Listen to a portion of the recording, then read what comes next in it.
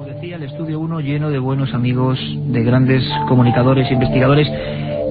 Yo, como es costumbre, tengo la mesa llena de papeles y llena de libros. Sabéis que son objetos que, a pesar de las modernas tecnologías, como dice Carmen Porter, son nuestro tesoro sagrado, los objetos de mayor poder que puede hacer el hombre, los libros. Tengo un libro y una revista. El libro se llama La Historia Perdida y lo firma, lo disfruta realmente en su escritura nuestro compañero Nacho Ares. Nacho Ares, cuya personalidad o biografía podemos resumir con lo que tengo en mi otra mano, la revista de arqueología, ni más ni menos, la prestigiosa revista de arqueología que él dirige.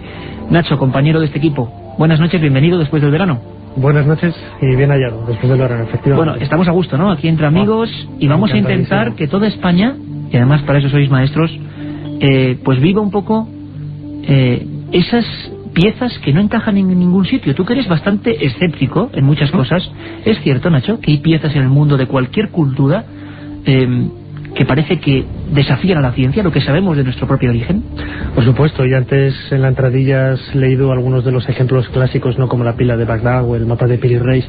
Yo creo que el término americano odd parts en ocasiones, o por lo menos según lo estudia la moderna arqueología, ha quedado un poco pequeño en lo que es en realidad el campo de investigación, ya que, por ejemplo, objetos entre comillas tan enormes o tan grandiosos como la Gran Pirámide son en sí mismo una especie de objeto fuera de lugar. ¿Por qué digo esto? Porque son, como también tendremos oportunidad de ver a lo largo de estas 2 horas de programa, objetos, lugares, en definitiva momentos históricos del pasado del hombre que no encajan entre lo que es la idiosincrasia propia de la cultura que vivió en ese espacio-tiempo dado, ¿no? Es decir, son en definitiva objetos que nos llaman la atención porque son excesivamente sofisticados, excesivamente extraños, o que se salen de las coordenadas normales de esa cultura que vivió en ese lugar y ese momento. Una pregunta, Nacho, tú que diriges la revista de arqueología, pues la cabecera mítica, ¿no?, para informarnos de lo que es el misterio en definitiva de nuestra antigüedad. La arqueología más dura, el núcleo duro, vamos a llamarlo así, escéptico en torno a estos temas, sigue siéndolo, no acepta, sigue, digámoslo así, condenando a la hoguera, entre comillas, y que se me entienda, las piezas y objetos de las que íbamos a hablar. Hombre, hay de todo. Yo creo que, por ejemplo, cuando nosotros leemos, o por lo menos los que estamos en esta mesa, que hemos crecido muchos de nosotros leyendo libros de Erich von Däniken, de Zacharias Sitchin, etcétera, ahí encontramos referencias. Incluso estos autores son bastante quisquillosos a la hora de criticar lo que es la ciencia tradicional, la ciencia académica. Lo que sucede es que en muchos casos, si nosotros nos ponemos a indagar en revistas, no solo voy a decir de egiptología, que es mi especialidad, ¿no?, sino de revistas científicas de otras especialidades como sumeriología, siriología, mayología, etcétera, en muchas ocasiones nos encontramos artículos de investigadores académicos serios que lindan este tipo de investigaciones y que de una manera más ortodoxa que heterodoxa hacen esos pequeños incursiones en lo que es el mundo del misterio de una manera muy abierta, de una manera muy genérica. Hablaba nuestro buen amigo Nacho Ares que a partir de esta noche vuelve con su Historia Perdida, su sección de auténticos misterios, de fichas, pues como esto, fuera del tiempo, cosas, historias que se quedaron ahí sin resolver. Esta noche de 3 a 4, una cita con él, por supuesto. Hablaba Nacho de su gran pasión, claro, la egiptología. Tengo otro libro, también de la editorial Edad, El secreto de la Gran Pirámide, la construcción más misteriosa del mundo. Y lo ha hecho, yo creo que el hombre que me apostaría a todo a nada, que es quizá el español que más tiempo se ha pasado entre los pasadizos de ese, como decía Nacho Ares, gran objeto fuera del tiempo que es la Gran Pirámide. Manuel Delgado, compañero, bienvenido a Milenio 3. Encantado. Es cierto que en Egipto, vamos a hablar luego, por ejemplo, del avión de Saqqara, de algunas piezas, de boomerangs, de volantes, de objetos voladores que utilizaban en aquella época. Egipto, como cultura avanzada, también tiene sus propios hallazgos misteriosos arqueológicos que parece que nadie comprende. Indudablemente. Además, lo bueno que tiene la egiptología más abierta, es que actualmente se están incorporando personajes de todas las ramas del saber, de toda ciencia, porque hasta ahora, el turista normal que va a Egipto ve los grandes prodigios de aquella civilización basados exclusivamente en los restos que quedan, en lo que es la arquitectura y lo que es la ingeniería. Lo que pasa es que ninguna rama del saber avanza, sino avanzan todas las demás. Afortunadamente ahora, no solamente en la Gran Pirámide, sino en todo Egipto, se están descubriendo que los antiguos egipcios o bueno, los iniciadores o los originarios que hicieron toda aquella civilización, pues también controlaban un montón de ramas del saber, como pueden ser la biología, como puede ser la física, como es la medicina, como es la farmacopea, etcétera, etcétera. Pero a mí me parece, bueno, ya tendremos tiempo a lo largo del programa de basarnos un poquito en el dato y en los documentos que hay en los museos o fuera de ellos, pero me parece muy interesante lo que has dicho tú al principio, de hacerte ese tipo de preguntas, porque a fin de cuentas yo creo que cada uno encuentra lo que va buscando, y lo que pasa que en algunos sectores de la arqueología oficial nos hacen cierto tipo de preguntas, o en algunos sectores de la ciencia, ¿no? Por ejemplo, cuando aparece algo en los cielos que es raro, si tú las preguntas que estás haciendo es ¿qué efecto meteorológico es eso? O te pones en el lado paranoico, ¿no? Es decir, ¿qué armas secretas están haciendo las grandes potencias mundiales? Pues lógicamente las respuestas que vas a obtener son distintas si te haces la pregunta de bueno, ¿qué es eso realmente? O puede haber gente aparte de nosotros en todo este universo tan grande. Cuando te preguntas si realmente Keops hizo la Gran Pirámide y cómo lo hizo, pues a lo mejor puedes llegar a la conclusión de que no sabes cómo Keops pudo haber hecho la Gran Pirámide, pero también puede que sea una respuesta condicionada, porque quizá la pregunta adecuada es ¿qué hizo Keops en la Gran Pirámide? Me parece que los que sois responsables de este tipo de comunicaciones, en el caso tuyo con Milenio 3, en el caso de Javier Sierra con Más Allá, etcétera, pues sois los que detentéis la bandera de mantener este libre pensamiento para hacerte preguntas que, aunque duelan o aunque pertenezcan a veces en el territorio de la ciencia ficción, son preguntas que lógicamente están ahí. Y vaya que si están ahí, por ejemplo, en el Museo de Bagdad, la pila de Bagdad. Va a ser el primer objeto herético, el primer hallazgo prohibido, como queréis llamarlo, además en una zona completamente devastada. Y ya os informo de que vamos a tener al gran equipo de corresponsales a nivel mundial de la cadena SER ya interconectados con nosotros para hablarnos de algunos de estos hallazgos desde su lugar de origen. Y el último libro que tengo aquí, que no es su último libro escrito, por supuesto, es un auténtico viaje por no sé cuántos países, Javier Sierra, en busca de la Edad de Oro. Pues pero un montón, ¿verdad? Casi una veintena. Casi una veintena. Y buscando, entre otras muchas cosas, eso, los rastros de objetos, de historias que no encajaban en su tiempo, y que si pensáramos fríamente en lo que vamos a plantear hoy, pues nos haría hacer algo que es demasiado trabajoso, que es reestructurarnos lo que sabemos de nosotros mismos y nuestro pasado, de nuestro origen. Claro, yo intenté en ese libro, En busca de la Edad de Oro, no quedarme solo en la anécdota, en el objeto, o en la pieza, o en el edificio, o en la prueba arqueológica que no encaja, sino tratar un poco de leer qué es lo que había detrás. Y lo que había detrás, o lo que hay detrás de lo que vamos a hablar esta noche, es algo que es tremendamente importante. Según decían los griegos, y también lo decían los antiguos hindúes, y también está recogido en la mitología egipcia, antes de la historia conocida hubo otra historia, una historia en la que hubo civilizaciones desarrolladas, en la que se conocían ciencias, entre ellas, por ejemplo, la cartografía. Hablaremos del mapa de Piri Reis, que parecen patrimonio de gentes a partir del siglo XV o XVI con cierta precisión, y que sin embargo ya se conocían en la antigüedad. Y esa es la Edad de Oro. Los griegos la llamaban así, Edad de Oro. Los egipcios la llamaban el Septepi, el primer tiempo, en una época en la que se mezcla un poco lo mitológico con lo real. Los egipcios hablaban de que ese Septepi, ese primer tiempo, era una época en la que los dioses y los hombres convivían, que había una especie de estirpe de semidioses que eran los que gobernaban la tierra y hacían proezas.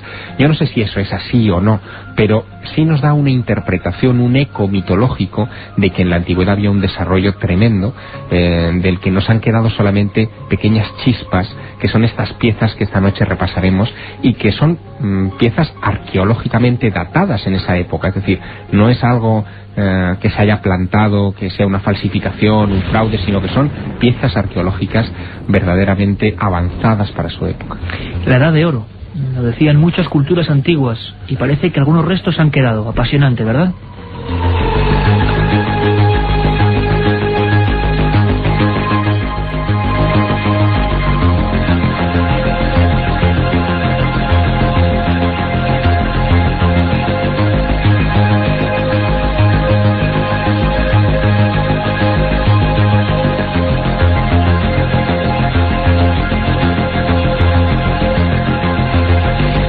Empezamos el viaje, compañeros.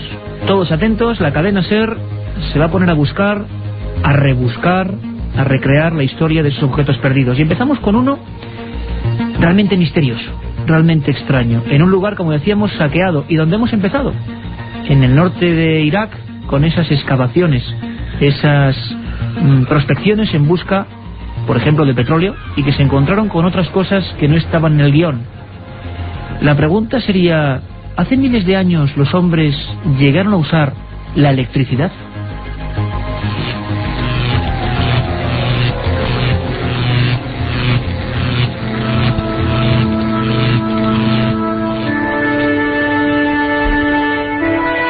Sí, eso mismo, la electricidad.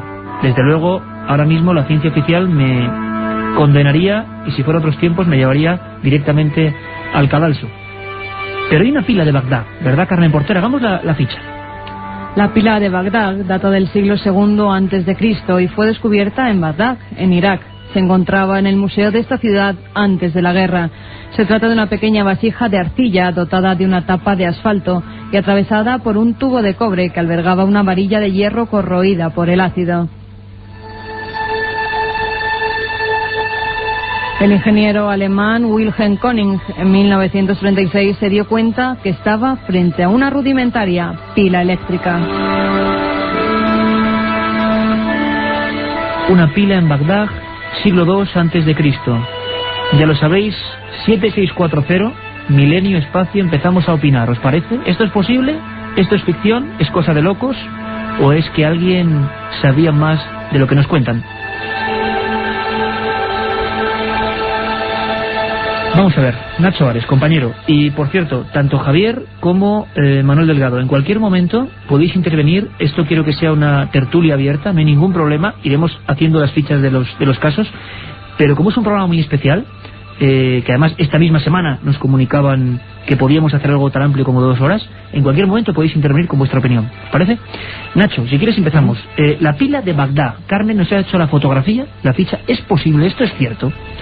Pues sí, además es, yo creo que uno de esos elementos típicos descubiertos en una excavación arqueológica, sobre todo si nos remontamos a comienzos del siglo XX y sobre todo a la arqueología del siglo XIX, en donde esta ciencia únicamente era llevada a cabo por en muchas ocasiones aventureros, iniciados en la historia, en arqueología, con muy pocos conocimientos históricos, con mucho dinero para poder excavar, pero que en definitiva eran, bueno, etiquetaban y clasificaban los objetos que encontraban en los yacimientos con lo primero que les venía a la cabeza, ¿no? En el caso de la pila de Bagdad, en el año 30 y pico, cuando Wilhelm König la encontró en el museo de la capital iraquí, pues tenía una etiqueta que ponía, creo que era vasija votiva o vasija para rituales religiosos, etcétera. Lógicamente hoy todo este cambio, ha sufrido la arqueología un cambio bastante grande, en el sentido de que las misiones arqueológicas pues están compuestas en muchos casos por ningún arqueólogo, y más por geólogos, antropólogos, etcétera, especialistas de otras especialidades, valga la redundancia, ¿no?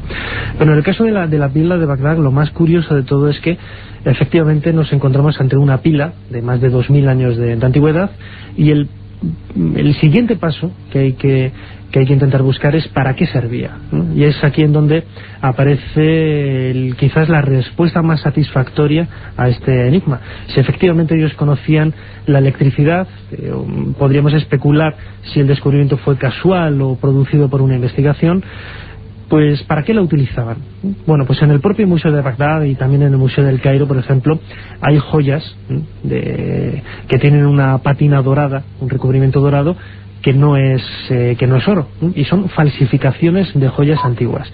La única manera de conseguir esta falsificación es por medio de la electrólisis, y quizás este era el fin para que eran utilizadas las pilas, únicamente añadiendo un elemento galvánico que podían haber conocido perfectamente hace 2 milenios como el zumo de naranja o el vinagre.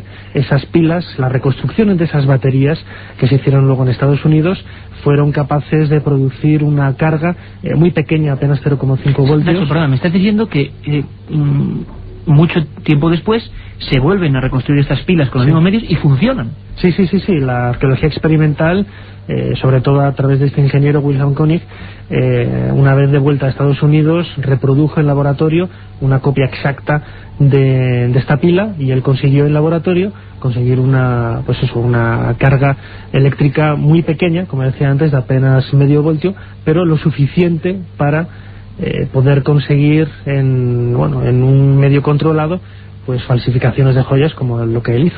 Javier, ¿y esto funcionó? Bueno, funcionó 2200 años. Y en realidad es una mínima parte del enigma, porque estamos hablando de una vasija con un centro de cobre al que se le vertía, era muy emocionante las pruebas de Wilhelm König, al que se le vertía un poco de zumo de uva, de ácido, y era lo que provocaba esa reacción de 1,5 voltios, como las pilas pequeñitas de las grabadoras. Pero como te digo, eso es, si me apuras, electricidad primitiva. Hay otros ejemplos todavía más sorprendentes que nos hablan de un manejo de la electricidad a gran escala y que todavía hoy se nos ponen un poco los pelos de punta. Fíjate, para fabricar aluminio, el aluminio se hace con la bauxita y con el concurso de la electricidad. Este proceso se empieza a desarrollar a partir de 1808 con Faraday, que fue el primero que empezó a... Hay que decir también que la primera pila es del año 1800. Claro. O sea, 2000 años antes había una pila en Bagdad. Claro, pero fíjate, estamos hablando de lo que es provocar con una pila, digamos, una corriente pequeña, pero para fabricar aluminio se necesita una fuerte corriente eléctrica y se han encontrado objetos de aluminio. Fíjate, en 1952 hubo uno de esos descubrimientos emocionantes en China, en la provincia de Jiangsu, mientras estaban haciendo unos trabajos para un campo deportivo en esa provincia, se les hunde parte del campo de fútbol, se les desfonda y encuentran una cueva donde hay enterrada un ajuar completo funerario de un guerrero de aproximadamente el siglo II antes de Cristo, casi como la pila de Bagdad. Vacían el ajuar, encuentran joyas de todo tipo, armas, toda la armadura completa de este señor del siglo II antes de Cristo, que además se llegó incluso a conocer el nombre del individuo, se llamaba Zhou Chu. Y en la tumba de Zhou Chu, cuando sacan el cuerpo, cuando sacan el cadáver, resulta que tiene un cinturón con una hebilla de aluminio. Aluminio de hace 2200 años.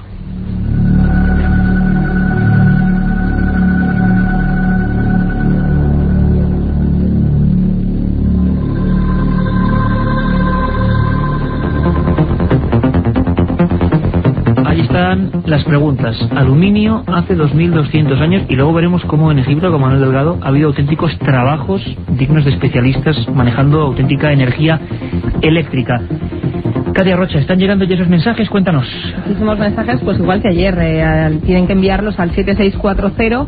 El coste del mensaje es 60 céntimos de euro más IVA, y tienen que poner palabra clave milenio, espacio y el texto que quieran enviarnos. Por cierto, que sorteamos 5 libros de la Sábana Santa, editados por Edad, de Carmen Porter, dentro de la colección Archivo del Misterio.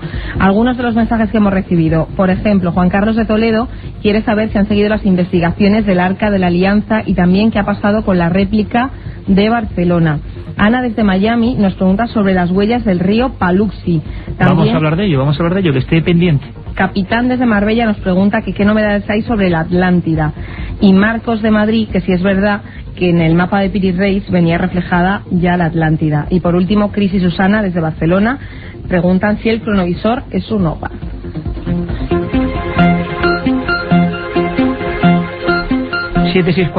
desde cualquier móvil, desde cualquier punto, milenio, espacio y vuestras preguntas, radio interactiva del siglo XXI, porque tanto el cronovisor como las huellas del río Paluxy y como no sé cuál era lo otro, Piri Reis van a tomar aquí el estudio en apenas unos segundos. Manuel Delgado, ¿es cierto que hay trabajos en Egipto mezclando plata, oro, que tenían que ser fruto de la electrolisis, que puede verificar esta teoría de que hace 2000, 3000 años hubo gente que manejó la electricidad? Sí, efectivamente, en el Museo del Cairo existen ese tipo de piezas en el que se ha fundido oro con plata. Por la diferencia de fusión de estos dos materiales, pues lógicamente la única forma de hacerlo es por electrolisis, y eso implica el conocimiento de la electricidad. A mí me gustaría saber un poquito, ahondar un poquito más en la pila de Bagdad, ¿no? Se ha mencionado que podíamos especular sobre el conocimiento de la electricidad de los que construyeron la pila, y yo no tengo la menor duda de que una pila de Bagdad o cualquiera de las cosas que hablaremos ahora de Egipto, pues si no tienes el conocimiento previo del funcionamiento, jamás puedes. O sea, una pila de Bagdad no sale de un árbol. Pues la energía espontánea no sale, desde efectivamente, tienes que saber primero lo que tienes que hacer para luego construirlo, ¿no? En Egipto tenemos muchas razones para pensar que también conocían electricidad de muy alto nivel. Lógicamente estamos en un terreno absolutamente resbaladizo, ¿no? Pero bueno, si tenemos en cuenta que todavía no sabemos exactamente lo que está pasando hoy en día en el mundo, si no sabemos exactamente lo que le pasó hace 2 años con el 11S, ya están saliendo ahora un montón de investigaciones diciendo un montón de cosas, si no sabemos nuestra propia historia, la actual, cómo vamos a remontarnos 5.000 o quizás más años para saber lo que ocurrió allí. Yo no creo que en Egipto se manejara todo ese tipo de conocimientos bajo un nivel popular, ¿no? Cuando se dice que la civilización egipcia era una civilización muy avanzada, yo creo, y si no, pues Nacho, Javier, que me lo digan, yo creo que el 99% de la población no conocía los jeroglíficos, incluso para aprender. El 99%, dice, o sea, solo iniciados tenían un acceso a la ciencia, ¿no? Para aprender jeroglíficos tenías que entrar, en muchísimos casos, digo, en las primeras dinastías y hasta el Imperio Medio, pues tenías que entrar primeramente en la escuela de sacerdotes, que era donde se manejaba todo ese tipo de energía. Es decir, que si hablamos de energía y hablamos de electricidad en el Antiguo Egipto, no estamos hablando de que las casas de los egipcios tuvieran electricidad. Lo que sí estoy convencido es que estos pequeños grupúsculos, que desde Egipto, yo creo que hasta hoy prácticamente, Javier, ¿verdad?, han surgido de una manera muy minoritaria, de una forma muy oscura, que se han ido transformando en diversas sociedades secretas. Yo creo que eso sí tenían y detentaban ese tipo de conocimiento. Por ejemplo, en el templo de Dendera tenemos un montón de relieves en los pasillos que comunican con el techo. El techo del templo de Dendera es uno de los pocos que se pueden visitar de los templos, y allí tenemos el caso de una electrolisis a gran escala, ¿no? Tenemos un montón de rayajos en el suelo hechos con picaduras, y bueno, los rastros que tienen estos rayajos, que son de 3 metros, 4 metros, que se van entrecruzando entre sí, pues nos da la prueba de que allí se habían instalado una especie de líneas de cobre fundido y de plomo fundido. También en todo ese alrededor del templo existe una pequeña valla de unos 40-50 centímetros, con un lugar por donde se introducía un líquido y por otro lado por donde salía. Bien, en la escalera que da acceso a esta terraza, pues se ve como los antiguos sacerdotes llevaban algo muy parecido, lo hemos visto en muchas representaciones, algo parecido a lo que es el Arca de la Alianza. Y cuando la subían para arriba iba cargada, porque uno de los símbolos del antiguo Egipto relacionados con la energía era siempre la serpiente, ¿no? Entonces, cuando bajaba del techo del templo, bajaba por otra escalera, ese arca ya no tenía las serpientes, es decir, que de alguna forma se había cargado en el templo, no sabemos todavía cómo, se había descargado en el techo, haciendo posiblemente un sistema de electrolisis a alto nivel, y se bajaba por el otro lado descargada. ¿Esto hace cuántos años, Manuel? ¿Más o menos? Bueno, el templo de Dendera, corregidme si no, es aparentemente es de época tolemaica, pero posiblemente los ptolomeos hicieron una reconstrucción de un templo mucho más antiguo. Hay algunos autores que afirman que según algunas pieles de gacelas encontradas en el Museo del Cairo, yo todavía no las he visto, pero algunos así lo afirman, se dice que Keops ya hizo una reconstrucción del templo de Dendera. Miles de años. Miles de años. Antes de pasar a otra de nuestras fichas, vamos a conectar con Francia, con nuestro corresponsal José María Patiño, que nos va a hablar de una historia apasionante, de Glöcel. Vamos a escucharlo desde allí. ¿Se sabe algo de la pila? Con todos estos saqueos que ha habido en Bagdad, con la guerra, yo no sé si hay noticias sobre ella. Es una pieza que no sabemos si continúa o desaparecido, ¿no? Parece que ha desaparecido. Las últimas noticias que habían llegado hasta mí es que la pila se le había perdido a la pista. Quizá no porque la hayan saqueado, porque no era un objeto atractivo de ninguna clase, sino probablemente porque la rompieron o se rompió en los procesos de saqueo, ¿no? Bueno, pues ahora os pido, compañeros, a todos mucha atención. Vamos a conectar con París. Vamos a escuchar a nuestro corresponsal, a José María Patiño, hablar de otra cosa que nos preguntaban constantemente el viernes a través de los mensajes. Glöcel, un nombre muy extraño. ¿Qué es Glöcel? Vamos a escucharlo. Glöcelianos y antiglöcelianos, breulianos contra morletianos. La historia del lugar arqueológico de Glöcel está plagada de enigmas, pero también de miserias y rivalidades humanas. Todo comienza en 1924, cuando dos agricultores, Claude Fradin y su nieto Émile, encuentran una fosa con restos humanos mientras roturan con un arado su terreno situado a una veintena de kilómetros al sur de Vichy, en el macizo central francés. El tesoro que creen haber descubierto en un principio se resume en varios objetos, entre ellos unas tablillas grabadas que al entender de los agricultores no tienen ningún valor. Vuelven a enterrarlos y siguen con sus faenas, pero ese mismo año, en verano, el hallazgo despierta el interés del padre Breuil, responsable de Bellas Artes, y de un médico de Vichy, el doctor Morlet, que va a mantener una disputa personal que acabará perjudicando al propio Glossel. El hecho es que las tablillas grabadas encontradas por los campesinos tienen entre 5.000 y 6.000 años de antigüedad, lo que contradecía la tesis recién publicada ese mismo año por el epigrafista René Dossot de que la escritura había nacido en Fenicia 1.600 años antes de Cristo. Este desfase oficial va a servir para que las autoridades arqueológicas de la época pongan en duda la verosimilitud de Glossel y acusen a los Fradán de haber fabricado ellos mismos los objetos encontrados. Pese a que la acusación carece de fundamento, la duda va a pesar hasta los años 70, cuando diferentes estudios confirman que los objetos hallados van de los 17.000 años de antigüedad a los 1.500 e incluso alguno data de la Edad Media. Entre ellos, los más destacados son las inscripciones que se pueden leer en las tablillas y huesos y que presentan semejanzas con otros alfabetos encontrados en Italia y Portugal. Muestras de una lengua preindoeuropea, preetrusca, la repetición de símbolos e inscripciones de los objetos de diferentes épocas otorgan una unidad al lugar arqueológico y sustentan la teoría de que Glossel, situado en el denominado Campo de los Muertos, sería un lugar de culto mágico en el que se habrían ido reagrupando las 2.500 piezas encontradas hasta ahora con procedencias diversas. Las recientes investigaciones aéreas del lugar muestran indicios de la existencia de otros sitios arqueológicos vecinos aún sin desenterrar y que sin duda aportarán más piezas y nuevos interrogantes.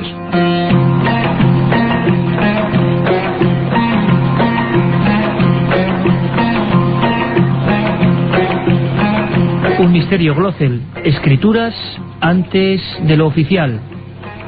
Supuestas culturas que escribían antes de lo que nos dicen los libros oficiales. Y esta música que escuchamos viene directamente del Bósforo, de esa ciudad mágica, Constantinopla, Estambul, un lugar también lleno de misterios y donde se guarda uno muy especial, por el que además siempre preguntáis y que nunca hemos abordado: el mapa del almirante Piri Reis. Un viaje en busca del misterio. Milenio 3, en la SER.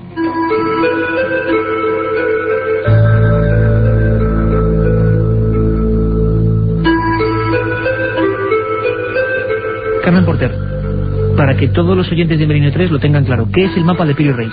Deberíamos hablar de los mapas de Piri Reis. Fueron descubiertos en 1929 cuando el Palacio Topkapi en Estambul estaba siendo remodelado para convertirse en museo de antigüedades. Su director, Halil Eldem, descubrió que habían sido trazados por el marino Piri Reis, un almirante turco de la flota otomana del siglo XVI.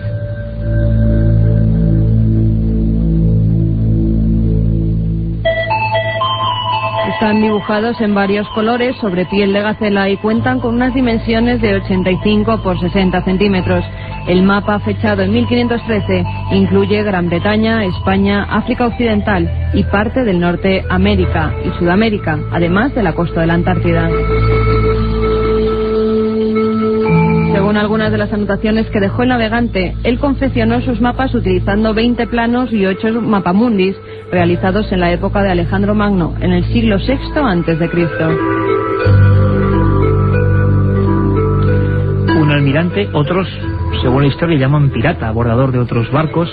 Bueno, los turcos eran en aquella época tremendamente agresivos y decían que se habían apoderado de otros tesoros, de otros mapas, de otros conocimientos. Yo sé que al compañero Javier Sierra, director de la revista Más Allá, autor de En busca de la Edad de Oro, que lo publicó Grijalbo, sé que le apasiona tanto el mapa de Piri Reis, que se ha marchado varias veces. Creo que todos los que estamos aquí hemos estado en Turquía, y tú te empeñaste hasta el último segundo en tenerlo entre las manos. Javier, ¿cómo es? ¿Qué se siente? ¿Qué se siente ante el mapa de Piri Reis? Es un fetiche. ¿Hacemos la fotografía? Hacemos la fotografía. Si cualquiera de nuestros oyentes viaja hoy a Turquía y cambia inmediatamente su dinero por liras turcas, se va a encontrar con que el billete de 10 millones de liras turcas, allí todo va por millones, tiene en su reverso el mapa de Piri Reis.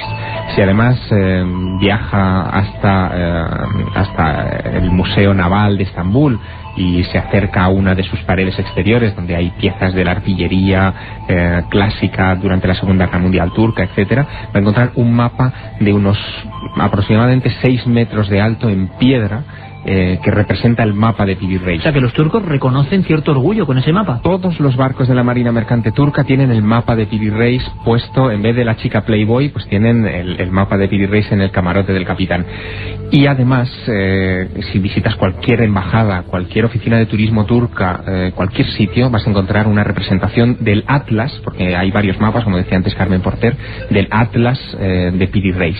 Pero si uno va al Museo Topkapi de Estambul, donde supuestamente fue encontrado en 1929, y pregunta por el mapa de Piri Reis, le van a enseñar los puñales de los sultanes, las coronas, los cetros de los sultanes, las sillas de los sultanes, pero no le van a enseñar el mapa de Piri Reis.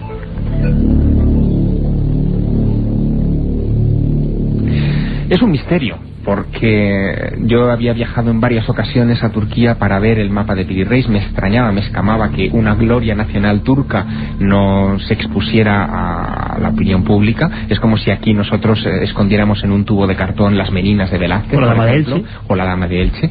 Y después de mucho insistir, de crear casi un conflicto diplomático entre dos ministerios, el de turismo y el de cultura, finalmente conseguí una cosa que, bueno, la verdad fue muy emocionante. Casi desde que murió Ataturk, que tuvo ese mapa en su despacho y que ordenó que analizaran ese mapa, y fue el que creó un poco la historia, ese mapa no había sido visto por nadie. Lo habían metido en un cajón de madera, lo habían encerrado en una estantería bien hermética de la biblioteca del Museo del Topkapi, y nadie lo había visto. Hasta tal punto era esto así, que yo incluso había hecho algunas denuncias y algunas sugerencias públicas de que el mapa quizá lo habían vendido, se había estropeado, se había traspapelado, en fin, cualquier barbaridad de una gloria nacional de ese país. Pues bien, después de muchas presiones, finalmente me enseñaron el mapa de Piri Reis. Y la pregunta, Javier, sería: ¿por qué tanto celo? ¿Qué perseguías? ¿Por qué ese mapa tenía algo distinto a cualquier otro mapa del mundo? Tiene muchas cosas muy interesantes ese mapa de 1513. Fue dibujado por Piri Reis como un regalo para el sultán de Egipto, que en aquella época era de dominio turco, estaban los otomanos dominando el Cairo. Era un atlas grande, enorme, de más de 1 metro y pico de ancho, del que solamente conservamos la mitad. Y la mitad de ese mapa, lo que se ve en la mitad de ese mapa es Portugal y una parte de la península ibérica, el Cuerno de África, algo de las Islas Británicas y todo lo que es Centro y parece que Sudamérica. Hay muchas cosas ahí extrañas, porque en 1513, por ejemplo, no se conocía la existencia de los Andes. Los Andes es imposible verlos desde la costa, y sin embargo ahí aparecen representados en el sitio correcto donde tienen que estar los Andes. No se había descubierto ni explorado el Orinoco, aparece ahí el río Orinoco, el Amazonas, aparecen una serie de enclaves topográficos como las Islas Malvinas, que no se descubrirían hasta 1570 y tantos. Es decir, que hay una serie de enclaves geográficos todavía por explorar de ese nuevo mundo que había descubierto Colón en 1492 y que ya aparecían ahí perfectamente cartografiados. Lo curioso es que el propio Piri Reis, en ese mismo mapa escrito en turco, da cuenta de dónde ha sacado toda esa información. Y él cuenta cómo no solamente secuestró amablemente a uno de los pilotos del tercer viaje de Colón, que tuvo la mala pata de caer en manos de este pirata turco, visto desde el lado cristiano, obviamente, desde el lado turco es almirante, en medio del Mediterráneo, sino que además decía que él había consultado mapas antiquísimos, anteriores a Cristo, donde ya venía esa información. No me digáis que no es apasionante un mapa donde había conocimientos cartográficos que era imposible que supiésemos, a no ser que alguien, por ejemplo, se hubiese elevado y hubiera visto la Tierra, el globo, desde determinadas posiciones. Pero Nacho Ares, director de la revista Arqueología, la arqueología oficial dirá algo, y tú en alguna ocasión en Historia Perdida también comentas algo. Digamos que el gran bombazo de este mapa, y si no me corregís, es que también aparecen partes de las tierras antárticas que eran completamente desconocidas, que era imposible, y sobre eso hay un debate increíble. ¿Qué dice la arqueología oficial sobre ese mapa que nos cuenta cosas que son imposibles, Nacho?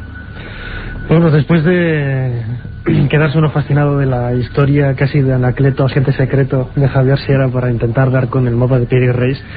La verdad es que quizás uno de los puntos más calientes de la investigación alrededor de este mapa de comienzos del 16 es precisamente lo que acabas de mencionar, ¿no? La posible existencia de la Antártida al sur, bueno, en la zona baja de lo que es este mapa, que efectivamente no se conocía en aquella época. Y lo más curioso de todo es que parece describir el perfil de este continente sin hielos, lo que retrasaría aún muchísimo más el conocimiento de esa zona geográfica del planeta miles de años atrás. Algunos investigadores, como Graham Hancock, ha planteado la posibilidad de que, bueno, y también otros investigadores, ¿no?, pues que este continente azul sea precisamente lo que muchos han denominado la Atlántida, ¿no? Antes mencionábamos los últimos conocimientos, las últimas noticias sobre este continente perdido. Es posible que la tradición de la Antártida esté relacionada de alguna manera con la Atlántida. Eso no lo sabemos porque es pura especulación desde el punto de vista que no hay documentos. Lo que sí que es cierto es que es muy difícil que esta parte del mapa de Piri Reis sea efectivamente la Antártida, por un par de hechos básicos que, bueno, yo tengo aquí anotados, que refleja muy bien Robert Schoch, un geólogo estadounidense. Es que si nosotros eliminamos los miles de millones de toneladas de hielo que tiene hoy el continente de la Antártida, el perfil que tendría no tendría ningún parecido en absoluto con lo que aparece en el mapa de Piri Reis. Y sobre todo también la fauna que aparece dibujada en esta parte del mapa tiene más paralelismos con lo que es Tierra de Fuego, lo que es el sur del continente americano, que con lo que podría haber efectivamente. ¿Y cómo podrían explicarse esos hechos puntuales como las Islas Malvinas o partes de América que no se conocían reflejadas ahí en 1513? Eso es quizás los grandes enigmas que plantea este mapa. Efectivamente, si nosotros tenemos una lista de problemas planteados por este auténtico Old Parth, hay algunos que se pueden eliminar, pero hay otros, como comentaba Javier ahora, las Malvinas, el Órnico, etcétera, que no tienen respuesta a la ciencia actual. Ha salido incluso recientemente una nueva hipótesis de trabajo realmente fascinante, de un capitán de submarinos de la Armada Británica llamado Donald Menzies. Él ha publicado un libro que se titula 1421, el año que China descubrió el mundo. Que por cierto, estamos venga a pedir a Grijalbo un toque de atención, amigos de Grijalbo, mandarnos el libro, por favor, porque estamos ansiosos por el libro ese programa. El libro es sencillamente fascinante. Entre otras cosas dice que en 1421 el emperador que construyó la famosa ciudad perdida, la ciudad prohibida, perdón, de Beijing, crea una flota enorme para explorar y ampliar, digamos, las zonas de recaudación de impuestos de la antigua China, con el objetivo de poder obtener dinero suficiente para crear esta ciudad prohibida. Y fue el empeño de esto que se creó lo que ellos llamaban la flota del tesoro. Hay muchísima documentación sobre la existencia de esta flota. Los barcos eran auténticos portaaviones de la época. Tú imagínate que, por ejemplo, el timón de un barco de la flota del tesoro era tan grande como la Niña, como la carabela Niña de Colón, solamente el timón. Bueno, según Donald Menzies y según los documentos que él ha podido rescatar de crónicas chinas, parece que esta gente se dirigió a diversos lugares del planeta. No solamente llegaron a América, sino que también llegaron a Australia, doblaron el Cabo de Hornos, también el Estrecho de Magallanes, que descubriría Magallanes muchos tiempos después, y todo eso lo fueron consignando en una serie de descripciones que este hombre, como capitán de submarino, desde el submarino, ha podido comprobar que eran rigurosamente precisas, descripciones de la costa rigurosamente precisas. Lo que él dice es que probablemente parte de esa información llegó a Venecia aproximadamente hacia 1430 o 30 y algo, cuando estos chinos, al regresar a Beijing, fueron poco más o menos que repudiados porque el emperador que les había encargado esa misión había muerto y el nuevo no quería abrir China al mundo. Luego vagaron un poco por algunos lugares y esa información pudo haber llegado a Venecia a través de una serie de cartógrafos venecianos. Pudo haber llegado esa información a Piri Reis, a los descendientes de estos venecianos, y a Piri Reis, y Piri Reis, gracias a esa información, pudo haber construido ese mapa.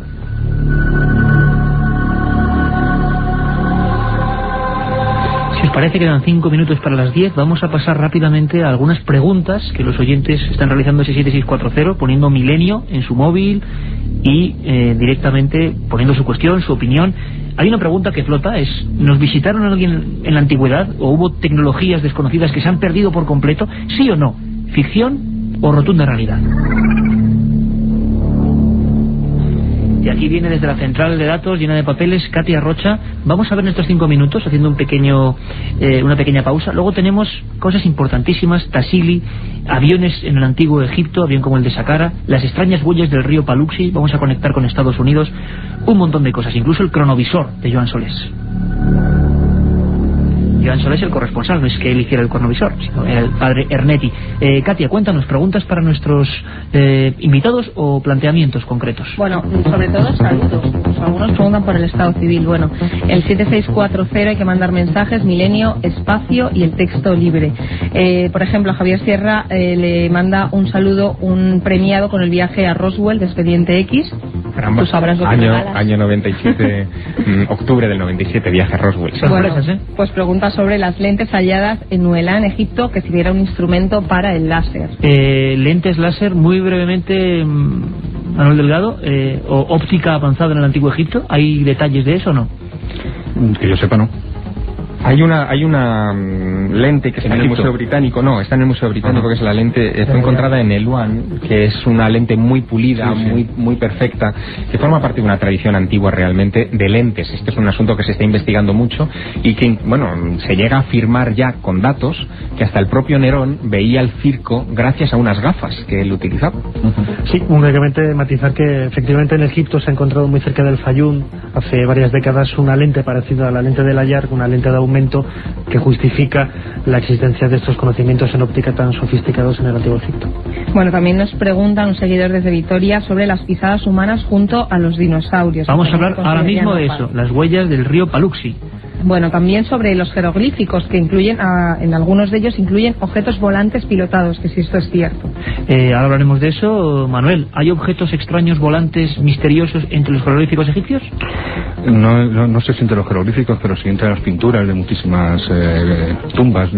Por ejemplo, nosotros tenemos referencias de 6 tumbas en el Valle de los Reyes, entre las que están Ramsés III, Ramsés IV, Ramsés VI y Ramsés XI, en el que aparecen este tipo de hipótesis, ¿no? Con todo el problema que puede significar, ¿no? Vamos rapidísimo. Carlos nos pregunta sobre las apariciones de barcos en el desierto. También nos preguntan sobre libros sobre este tema que podamos recomendar a nuestros oyentes. Bueno, aquí tenemos unos cuantos, ¿no? En busca de la Edad de Oro, Javier Sierra, Grijalvo. Hay que deletrear, nos pide uno de ellos que deletreemos, por favor, la editorial. Grijalvo. El secreto de la Gran Pirámide. Me parece que se refería a edad. Edad, perfecto, acabado en F, sí. Estamos llenos de libros de historia, de investigación. El secreto de la Gran Pirámide, Manuel Delgado.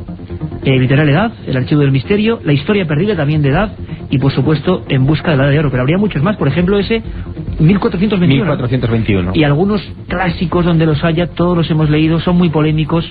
Yo sé que Nacho y Javier y Manolo tienen una gran devoción por él. Hablaremos de él en un programa si queréis. Erich von Däniken, ¿no?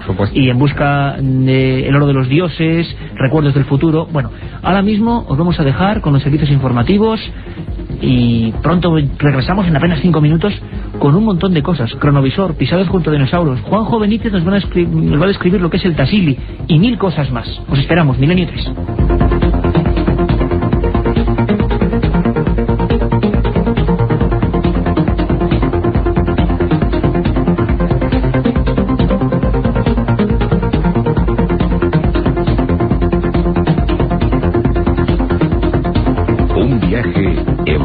Del misterio. Milenio 3 en la SER.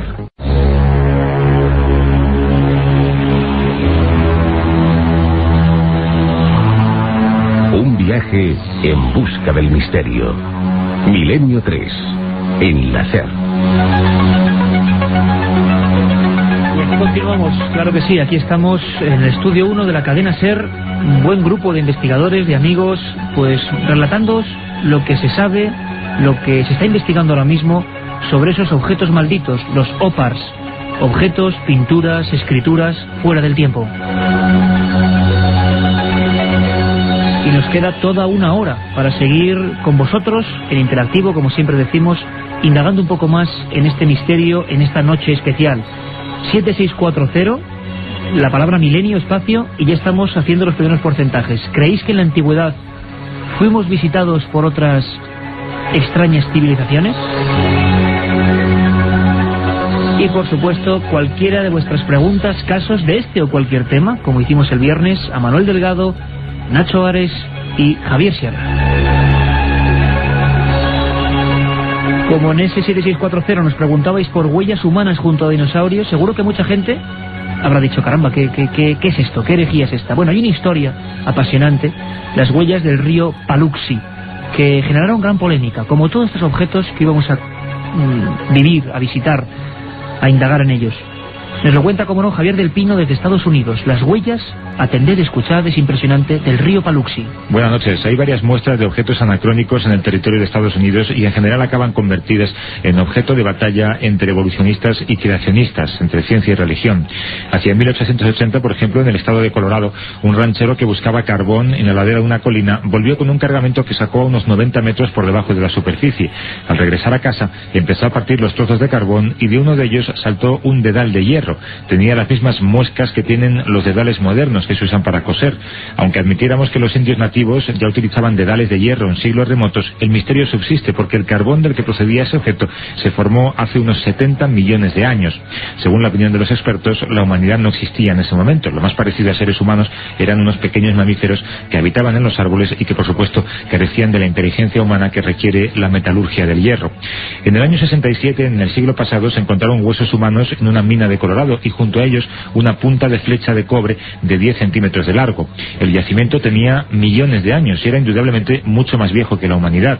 Para defender el valor místico de estos hallazgos, se creó en Estados Unidos no hace mucho la Sociedad de Investigaciones sobre la Creación, dedicada por convicciones religiosas a derrumbar la teoría convencional de la evolución de las especies. Uno de los hallazgos que citan como demostración de algunas incoherencias cronológicas es algo que apareció en el fondo del río Paluxy, en Texas.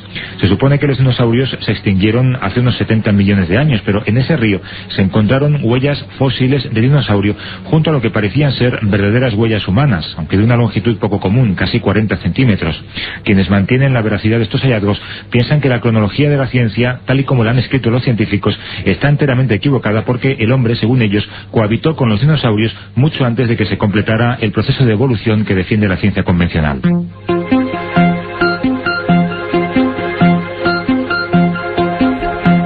Huellas muy grandes, humanas, junto a dinosaurios. Parece increíble, pero no es el único caso. Haremos programas especiales sobre el misterio que nos preguntáis ahora mismo, sobre Ica, en Perú. ¿Convivió algún tipo de raza humana con los últimos grandes reptiles? ¿Herejía o realidad? Y ahora muy rápidamente, antes de volver con nuestros amigos, vamos a hacer un pequeño recorrido por lo que hicimos, una ojeada rápida, el viernes. Sabéis que ha cambiado la temporada, muchos amigos de Milenio 3 todavía no saben dónde ubicarnos. Vamos a estar los domingos como hoy de 3 a 4 de la madrugada, el programa que nunca cambia, y los viernes de 1 a 3, de 1 y media a 3, perdón, después del larguero, de 1 y media a 3 habitualmente. Todos los viernes, después de ese programa del larguero, estaremos nosotros, y ya lo hicimos este viernes con una emisión, creemos que muy especial. Una emisión, Carmen, muy dura, porque hubo un caso con el que empezamos que nos encogió el corazón a todos, ¿verdad? La verdad es que sí, fue un accidente que se produjo el día 19 de agosto. En él fallecieron 4 personas. ¿Cuál es el enigma que tratamos nosotros? La predicción de una niña de 3 años, Alba, que a la misma hora en que su hermano estaba teniendo el accidente junto con 3 personas más, murieron 4 personas, iban 5 en el coche. Ella a sus familiares, está con unos familiares en la casa, y ella les dice que su hermano acaba de morir. 9 horas más tarde se confirmaría la noticia.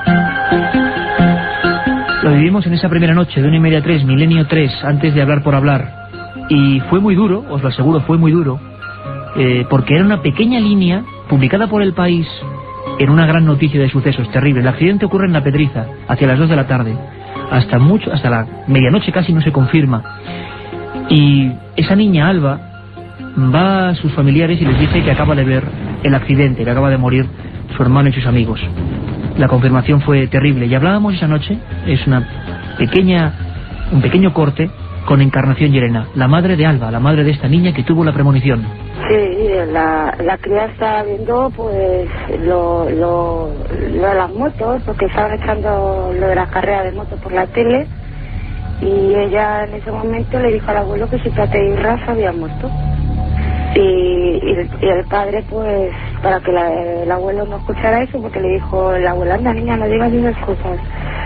Claro, pues el padre se la llevó para la comida, para que diera de comer, pero en cambio le volvió a repetir al abuelo que su Tateirra se había muerto. Encarnación Llerena, se producía a la misma hora la premonición de su hija en Madrid, en la Sierra de Madrid, y el accidente, y la niña estaba a 600 kilómetros en Barcelona. Hablamos de más cosas, el tema OVNI siempre presente, pero con una novedad increíble. El Congreso de los Diputados, la Comisión de Defensa en Chile, dice sí a los OVNIs. Y ante nuestros micrófonos estuvo una diputada, Lili Pérez. Ella fue la que se encargó de llevar los OVNIs al Congreso de los Diputados. Decía que entre tantos hombres era la única mujer, además... Y presidenta de la Comisión de Defensa. Exactamente, que se atrevió a llevar este tema nada más y nada menos que al Parlamento chileno. Los últimos casos de agosto, en el que algunas tripulaciones de LAN Chile tuvieron que descender y aterrizar de emergencia, habían motivado que el tema OVNI fuese origen de una comisión parlamentaria para su investigación, un hecho histórico. Escuchamos la primera entrevista realizada, Lili Pérez, presidenta de la Comisión de Defensa de Chile, hablando del tema OVNI. Yo soy miembro de la Comisión de Defensa en la Cámara de Diputados acá en Chile.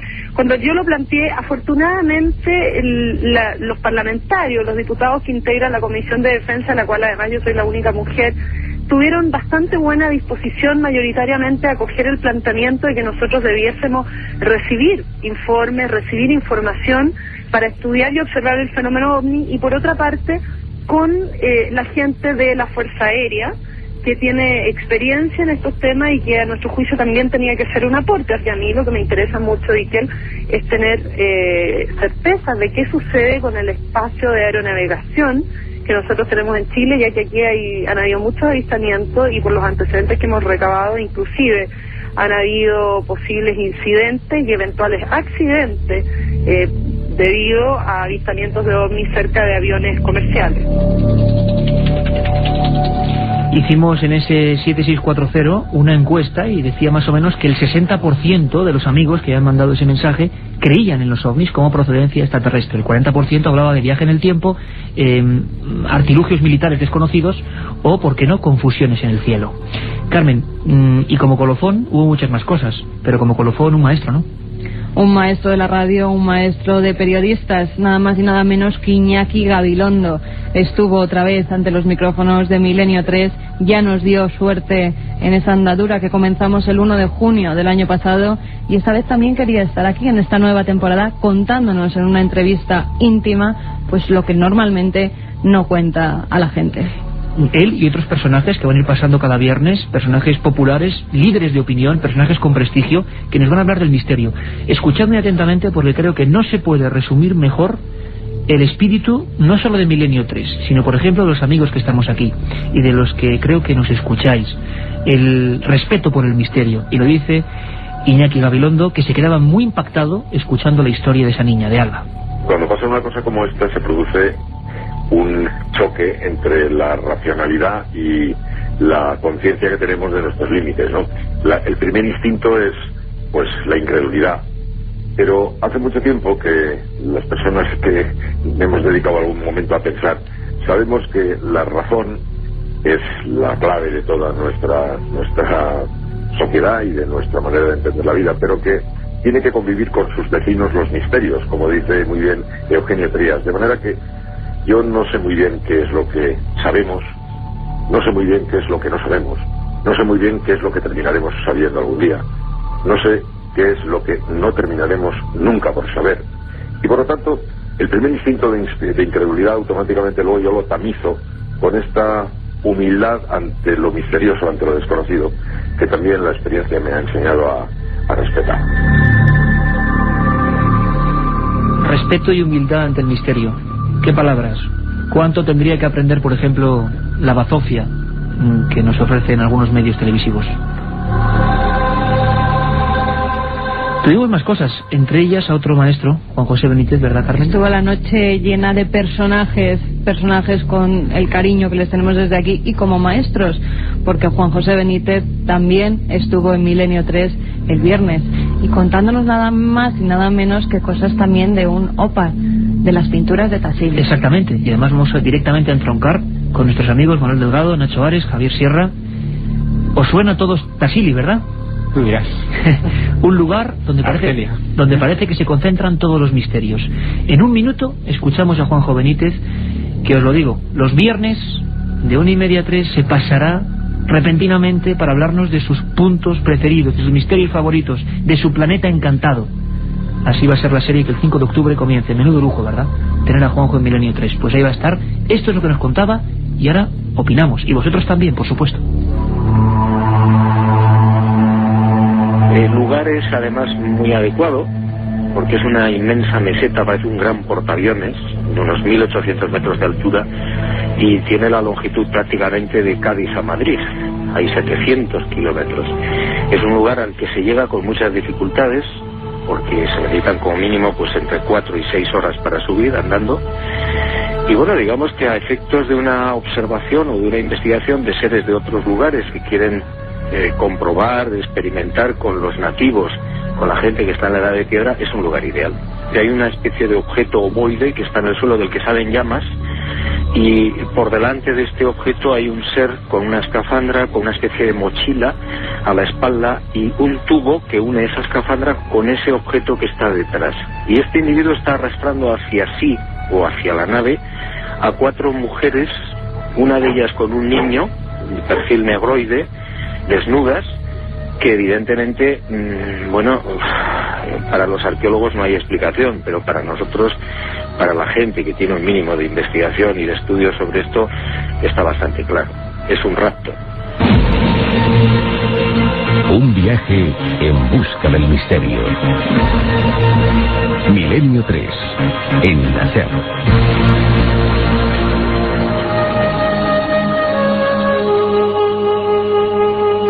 Estamos viviendo con todos vosotros la noche de la arqueología imposible. Os quedabais los tres, Manuel, Nacho, Javier, con los ojos como platos. Tassili, un rapto. ¿De quién? Pregunta abierta. Pues estamos un poco con lo que hablaba al principio, ¿no? Depende qué preguntas te hagas. La verdad es que la serie Planeta Encantado va a romper muchos moldes, ¿no?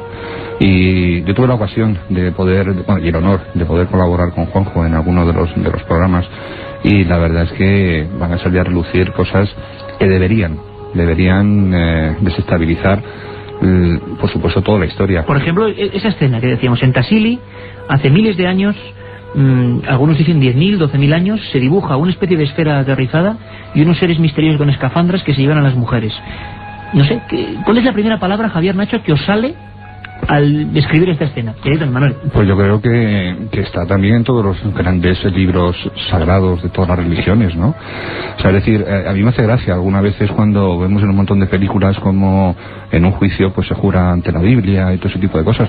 Lo que pasa es que cuando en la Biblia se pone que los ángeles del cielo bajan y ven a las hembras de los hombres tan hermosas que las fecundan y crean esa raza de los grandes héroes de la antigüedad, pues bueno, eso yo creo que también interviene en la Biblia, ¿no? Yo creo que este mestizaje cósmico terrenal, yo creo que se ha producido. Yo no sé si está produciéndose ahora, posiblemente también, pero creo que se ha producido. Y tenemos suficientes referencias como por lo menos para plantearnos la hipótesis. En el Tassili existen con pinturas de 7 a 9.000 años en los que aparecen egipcios absolutamente con todo su tocado, con el nemes, con todo esto. Y nosotros también hemos descubierto en algunos relieves de las tumbas de Valle de los Reyes personajes exactamente iguales a las pinturas del Tassili, al gran dios marciano y todos estos hombres con escafandra, ¿no? El gran dios marciano, ni más ni menos. Así le llamó Henry Lott, el descubridor de estas pinturas, me lo contaba Juanjo, una figura de 6 metros con una escafandra y al lado figuras que le rezaban. Y aquí tendrías tú mucho que hablar, Iker, porque tú estuviste precisamente en el Museo del Hombre, yo creo que en un trabajo fantástico, recuperando un poco la historia de Henry Lott, porque después del libro que escribió prácticamente no se volvió a escribir nada, ¿no? Y en cambio ese trabajo siguió evolucionando, incluso se descubrió una escritura. Que tú tuviste la ocasión de dar en primicia y que lógicamente también desestabiliza mucho la historia. Y hablaba Juanjo de ello, una escritura en la que se refería a Orión. Fijaros qué curioso, la fijación de algunas culturas antiguas con algunas estrellas. Nacho, Javier, según la latitud, claro. ¿Qué pensáis? Bueno, yo creo que ahí incluso la ciencia terminará por aceptar algunos de estos planteamientos, la posibilidad de que podamos haber sido visitados por otras civilizaciones en el remoto pasado de este planeta. Y digo que terminará aceptándolo porque algunos de los popes de la ciencia ya lo han aceptado. Por ejemplo, Francis Crick, que es nada menos que premio Nobel por haber descubierto el ADN, la espiral de ADN. Este hombre se dio cuenta de una cosa que es muy elemental, muy obvia, pero muy importante, que de un sitio donde no hay vida no pueden hacer vida, y que esas teorías de la lotería cósmica, ¿no? Exacto, que hablaban hace algunos años, no tantos, de que en la sopa primigenia que había en este planeta, de repente por una descarga eléctrica aparecieron los primeros microorganismos, como diciendo voilà, aquí estoy. Eso no tenía mucho sentido, salvo que la vida hubiera aparecido en este planeta porque llegó del espacio. Ahora bien, Crick, al que se le ha dado después poca cancha, pero que él ha seguido investigando y pensando sobre este particular, decía que bueno, que la teoría suya de la panspermia, es decir, de la posibilidad de que meteoros hubieran traído microorganismos hasta el planeta en unas condiciones especiales y que de repente aquí pudiera haberse generado la vida, tampoco tenía del todo mucho sentido, porque los meteoros están en unas condiciones en el espacio que realmente son para esterilizar cualquier cosa, no solamente el frío cósmico, sino también la entrada en la atmósfera terrestre, entrando en ignición, acabaría con cualquier forma de vida. La única posibilidad, y esto Crick es quien se plantea ya estas cosas, insisto, premio Nobel por el descubrimiento del ADN, es que la vida hubiera llegado a la Tierra porque alguien la trajo, una inteligencia la trajo a bordo de cápsulas, de una especie de esporas inteligentes que hubieran sido extendidas por el planeta, o a bordo de naves espaciales en el más remoto pasado. Nacho, es la arqueología más ortodoxa quizás, no sé, ¿tú qué opinas? Una pintura en la que aparecen unos seres, pinturas realistas, que se están llevando a hembras embarazadas hacia una especie de esfera aterrizada. Tassili hace 10.000 años. Hombre, si hay uno de los lugares en el planeta actualmente casi vírgenes desde el punto de vista arqueológico, precisamente es todo lo que es la cornisa norafricana, y no solamente el Tassili, sino también parte del desierto líbico, donde en el primer tercio y a mediados del siglo XX, por ejemplo, Edo Dalmasi descubrió las famosas pinturas de los nadadores, ¿no?, de la escuela de los nadadores.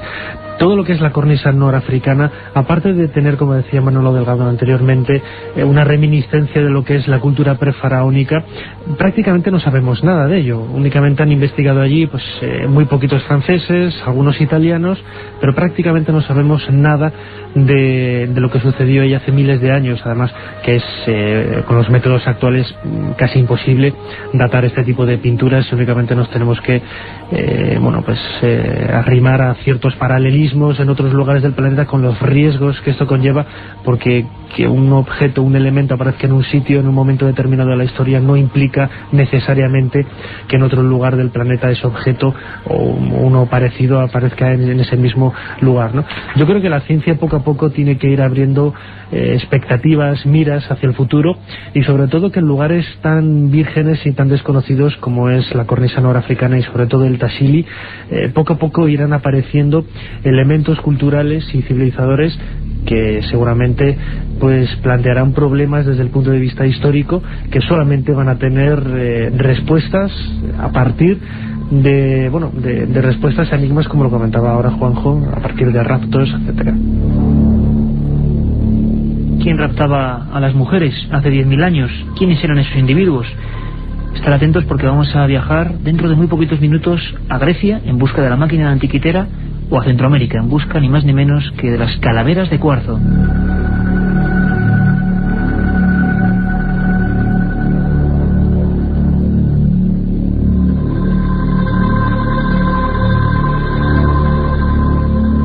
A punto de llegar a la frontera de las 10:30, temas cada vez más apasionantes, crónicas, documentos, ahí están.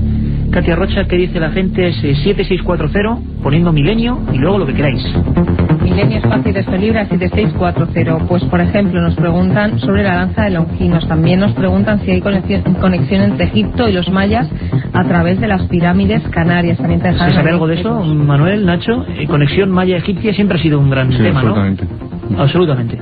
Bueno, otra pregunta. ¿Estos objetos nos explicarían con la novela de Michael Crichton, Viaje en el tiempo, basura de viajes temporales, quizás? También otro oyente nos pregunta sobre los grabados del astronauta y el guerrero de Palenque. Hay otra novela muy buena, aparte de la de Michael Crichton, acaba de salir, que es El origen perdido, de Matilde Asensi, donde se habla, entre otras cosas, del mapa de Piri Reis, de las huellas del río Paluxy, de los aymaras, de Aguanaco, de todas las cosas que no encajan y que, Matilde encaja en la ficción, ¿no? Alfonso desde Madrid nos dice que él piensa que todo esto tiene que ver con que la humanidad ha sido creada gracias a inteligentes extraterrestres. Para aprender se necesitan maestros. Inteligentes extraterrestres. Sí, inteligencias. No, voy a tirarles un poco de las orejas a los inteligentes extraterrestres, y es que nos han creado ellos, ¿no? También hay otras opiniones que van con la de Alfonso. Nos dice Iván Aymerich: creo que nos visitaban de otros planetas para darnos su sabiduría. Y otros hace la pregunta a otro oyente: si nosotros hacemos experimentos, ¿por qué no podemos ser nosotros fruto de un experimento extraterrestre? Pues ya lo sabéis, 7640, Milenio, espacio lo que queráis, y esos 5 libros de la Sábana Santa. Y por cierto, cualquier tema que queráis del misterio que queráis que planteemos en futuras semanas.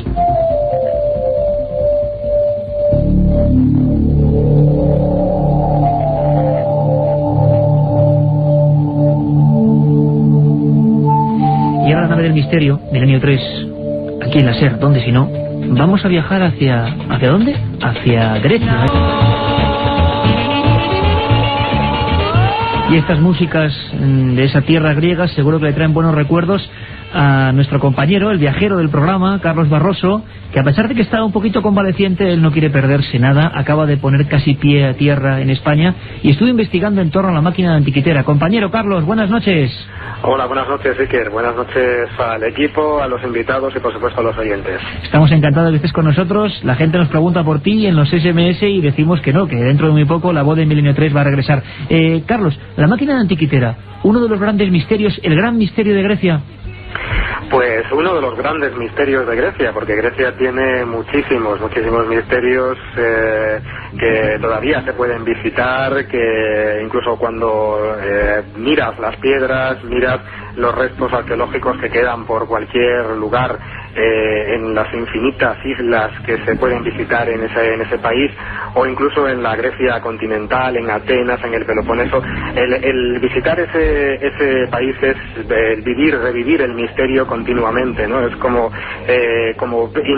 ver resurgir de nuevo esa cultura que es la cuna de Occidente. Pero sí, es uno de los grandes misterios, desde luego, la máquina de antiquitera, y uno de los grandes misterios que todavía tienen que explicarnos qué hacía esa máquina en ese siglo primero antes de Cristo, en ese barco que se hundió frente a la isla de Antiquitera. Y bueno, pues una máquina, un instrumento imposible para esa época, porque después una similar pues no se conoció hasta muchos siglos después. Por supuesto, siglo antes de Cristo, engranajes, ruedas. Si tuviéramos la fotografía que estamos haciendo aquí, veríamos un maquinario perfectamente definido. Carlos, a nivel oficial, la arqueología griega, ¿qué origen le da? ¿Cómo lo explica? ¿Lo tiene un poquito escondido? Bueno, pues en un principio el descubrimiento de la máquina de antiquitera pasó un poco desapercibida.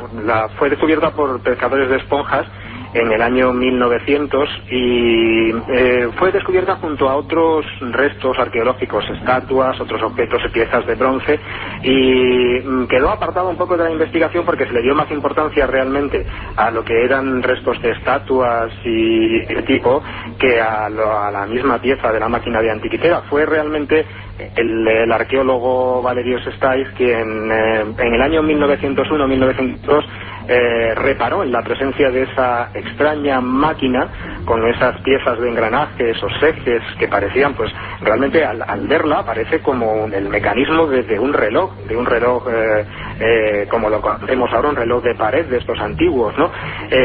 Fue él quien reparó en ella porque hasta ese momento había sido un poco abandonada, y después, haciendo investigaciones, pues se pudo comprobar que las inscripciones que tenía inscripciones que hacían referencia al Sol, a la Luna, a otros planetas, incluso letras en griego.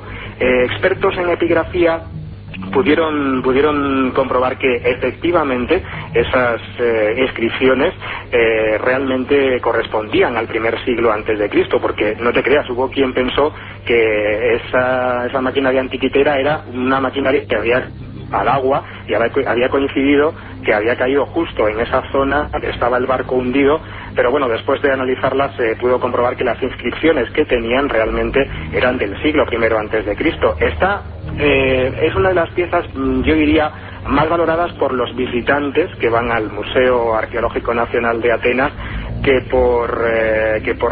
yo diría que por el propio gobierno del país, ¿no?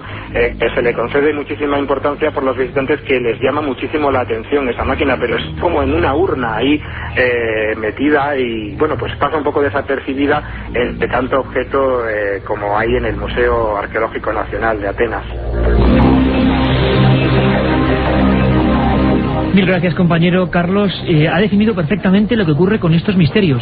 La gente de otros países acude quizá por la llamada de esos viejos libros de Däniken, los que exploraban estos misterios, pero los gobiernos a veces, bueno, no tienen, vamos a decir, mucho afán de mostrarnos algo que en el fondo molesta porque inquieta, porque se desconoce. Y ahora, si nos permitís, cogemos los mandos de la nave del misterio y nos vamos de Grecia a Egipto, lugar que todos aquí amamos y que hemos recorrido varias veces. Hacía unos cuantos meses, con nuestro querido amigo Nacho Ares, recordábamos una efeméride importantísima, el hallazgo, el 80 aniversario de la tumba de Tutankamón. Este sería, digamos, el momento, vamos a recrearlo de nuevo, en el que se encontró la tumba. Sería la imagen del Egipto glorioso, de los descubrimientos apasionantes. Pero hay otros que también permanecen escondidos, y quién sabe si son tan importantes o más que estas grandes gestas arqueológicas.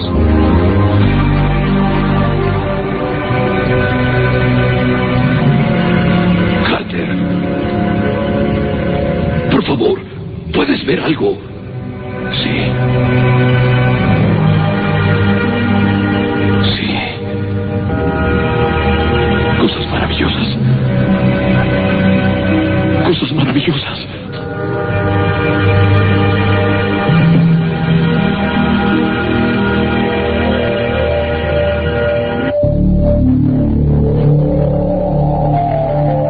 Revivimos con la carne de gallina, todos los que estamos aquí presentes, el momento en que Carter descubría esa especie de hallazgo increíble, ¿no?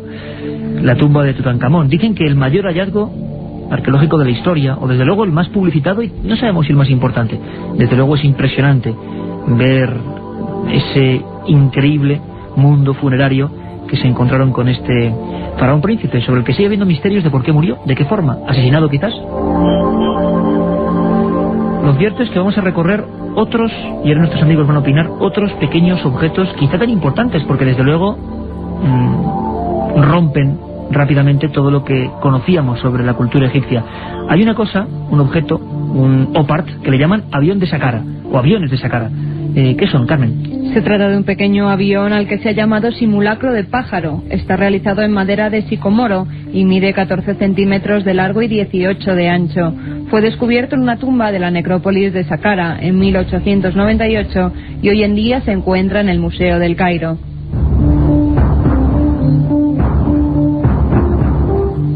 En un principio se pensó que se trataba de la figura de un halcón, pero algo la diferenciaba de las demás. Las otras eran de aves halladas en el lugar y no tenían un ala izquierda un poco más grande que la derecha, o la cola, que en este caso es vertical, a diferencia de la de cualquier ave, que es horizontal, y presenta una forma oblicua que facilita el vuelo. Compañeros, lo mismo. Circuito abierto, levanta la mano Nacho Ares. Por un pequeño matiz, el pájaro desde hace varios años está desaparecido, no está en el Museo del Cairo. Voló. Salió volando. Más de uno también se planteó la posibilidad de que fuera una falsificación, pero lógicamente en 1898 no existían aviones, ni siquiera por la más remota idea de que pudieran tener diseños de este tipo. Lo que es el pájaro de Saqqara entra un poco lo que es uno de esos objetos que, como decíamos al principio del programa, muestran una serie de características que no encajan con lo que es la cultura que supuestamente lo diseñó, ¿no? Sí que es cierto que en la vitrina, por ejemplo, de la primera planta del Museo del Cairo, dedicado a dioses egipcios, en donde aparecen otros pájaros similares, ninguno de los que se conservan ahí tiene las mismas características, todo lo que son las condiciones muy similares a las de los aviones modernos, ¿no? Que yo tampoco soy ingeniero aeronáutico ni nada parecido, pero lo poco que he leído, sobre todo a la investigación de este pájaro, los aviones modernos que muchos creemos que tienen las alas iguales, pues no las tienen iguales, tienen una serie de medidas para se correspondía perfectamente y volaba realmente. Dicen que hubo pruebas. Se sometió a un túnel aerodinámico, exactamente. Hubo varias pruebas del doctor Mesija, que fue el que hizo todas los test para comprobar que era un objeto aerodinámico, y lo era, pero digamos que también tiene unos primos este pájaro al otro lado del Atlántico, que son unos objetos de oro que se encuentran en el Museo Nacional, en el Banco Nacional de Bogotá, en Colombia, que pertenecen a culturas locales y que también tienen ese aspecto aeronáutico extraño, o sea, alas, casi se parece más que a los aviones comerciales normales, que sería un poco el caso del pájaro de Saqqara, casi se parece más a los aviones invisibles F-117, a los cazas invisibles, con las alas triangulares, el timón alto, en fin, un prodigio de la aeronáutica que debe tener aproximadamente unos 1.200 años de antigüedad, lo suficiente como para considerarlo un OPART, que no lo hemos dicho, pero significa Out of Place Artifacts, es decir, en inglés, objetos fuera de lugar, ¿no? Yo estoy convencido, como decía antes, que los egipcios no dominaban muchísimas de las técnicas que son necesarias. Pero ¿esto para qué serviría? Manuel, lo que está preguntando todo el mundo. ¿Este bien en concreto sería una muestra de aeromodelismo en la antigüedad? Es que es una cosa incomprensible. No, estoy convencido de que ellos no sabían que eso podía volar. Como tampoco estoy convencido, porque así lo hemos estado estudiando durante 3 años, que los boomerangs encontrados en la tumba de Tutankamón, ellos los tenían, todas las reproducciones que se han hecho de los boomerangs de la tumba de Tutankamón tenían forma aerodinámica, volaban, pero que ellos jamás supieron que ello volaba. Hemos encontrado a lo largo de Egipto 23 representaciones en tumbas con gente que tiene boomerangs en la mano, y primero lo tienen cogido al revés, y segundo están dando en la cabeza a un pato, o están incluso atacando al enemigo, pero nunca sin soltarlo de la mano. Es decir, tenían objetos que tenían unas características, en este caso aerodinámica perfecta, pero que no lo utilizaban. Yo estoy convencido que a los antiguos egipcios les llegó los flecos de un conocimiento mucho más antiguo, y que me estoy acordando ahora también de Botaniken, cuando afirmaba que en aquellas islas de Nueva Guinea, Papúa, etcétera, cuando las guerras mundiales empezaban a aterrizar los aviones del ejército norteamericano, y que los tomaban como dioses, y que incluso reproducían de aquellos aviones con paja, etcétera, ¿no? Y entonces, pues bueno, yo estoy convencido que todo ese conocimiento les llegó como flecos, pero que ellos no sabían ese conocimiento. Existe un análisis que estamos haciendo ahora, un estudio que llevamos haciéndolo ya varios años, que es asemejar la técnica de la crionización con la técnica de la momificación. Yo estoy convencido que Ramsés II, que está ahora allí en el Museo del Cairo, jamás volverá a la vida en ese renacimiento, en ese renacer que afirmaba su religión, pero estoy convencido que a lo mejor ese conocimiento que ellos aplicaban para hacer la ceremonia de la momificación, son tantísimas las coincidencias que tienen con una crionización, y no será posible. Crionización que, si me permites, Manuel, es el hecho, para que todo el mundo se entienda, de congelar algunos cuerpos para que en el futuro se mantengan perfectamente. Walt Disney, exacto, la famosa leyenda urbana, para que luego se hagan los procesos de la ciencia sobre ellos, ¿no? ¿Tú crees que hay una similitud de ese conocimiento?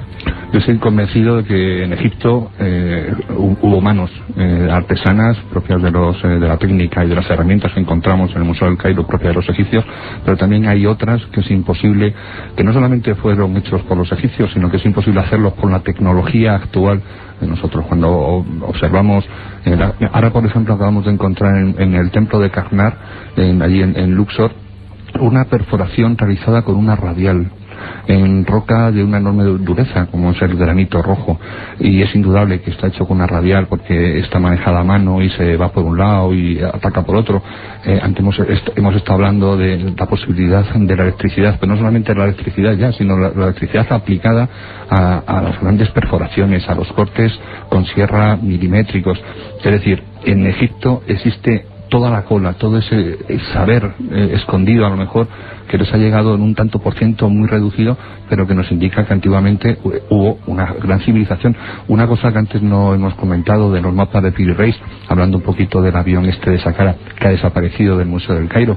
El mapa de Piri Reis, y si no, corrígeme Javier, creo que no tiene la proyección que tienen los mapas actuales, sino que está hecho a una altura determinada. Es como si un ojo desde una cápsula a muchos kilómetros de altura hubiera hecho una fotografía de lo que es nuestro planeta, y esa misma proyección realizada de esa altura es la que aparece en el mapa de Piri Reis, es decir, no es una proyección realizada por alguien que va recorriendo las costas y escribiéndolo, ¿no? Di dónde miraba el ojo. En el Cairo, justamente, era, exactamente, ¿no? Justamente en el Cairo. El eje de proyección, vertical. todos los mapas tienen un punto de proyección para poner en plano lo que es una esfera, que es el... Si juntamos los mapas de Piri Reis que se han hecho en la vertical del Cairo con esos avioncitos, posiblemente de juguete, que encontramos en el Museo del Cairo, podremos ya ver otra civilización o otros seres, o vete a saber quién, anteriores que utilizaron la aerodinámica. Un amigo a través del 7640, ya sabéis, milenio es la palabra clave, espacio, y vuestro texto nos preguntaba si es cierto que dentro de los jeroglíficos, en Egipto, en algunos jeroglíficos se han encontrado submarinos. Hay mucha leyenda urbana ahí, ¿no? Yo creo que se refieren a ese templo que al templo de Abidos. Yo creo que sí tiene una explicación. Sí, pero la fotografía primera sí que es sorprendente, ¿no? No, es alucinante. La fotografía no es un submarino, sino un helicóptero Apache y una pistola. Una pistola. Sí. Es decir, si uno va al templo de Abidos, que no es uno de los templos, digamos, que estén en las visitas turísticas, hay algunas que sí que las tienen, pero otras no, nada más entrar en la parte superior, en los bloques de la parte superior, aparece en medio de las inscripciones unas inscripciones que se pueden interpretar como un tanque, como un submarino, como un helicóptero Apache, pistola, sí, como una pistola. En 60 centímetros cuadrados. Exacto, en una misma piedra. Pero se ha estudiado ya este asunto y se ha visto que en realidad eso es el fruto del azar, si es que el azar existe, al sobreimponer Ramsés II una serie de inscripciones suyas sobre otras previas de su padre Seti I, y al hacer esa sobreimposición aparecen estos caprichos a los ojos de cualquier visitante moderno. Yo quiero que estéis muy atentos, porque no os imaginéis la gente que nos preguntaba por el cronovisor, es decir, otro objeto que parece fuera del tiempo porque producía supuestos viajes en el tiempo. Ahí es nada, y tiene que ver con la Iglesia. La gente, imagino que ahora mismo escandalizada. ¿Cómo es esto? ¿Cómo es posible? Se lo preguntamos a Joan Solés desde Italia. Vamos allá. Recuperar los sonidos, las imágenes del pasado ha sido siempre una pasión jamás conseguida por los científicos. Lo intentaron, entre otros, Edison o Marconi. Este último deseaba captar las voces de la vida de Jesucristo cuando captó las primeras transmisiones telegráficas transoceánicas. Alle 12:30. Mentre ero in ascolto.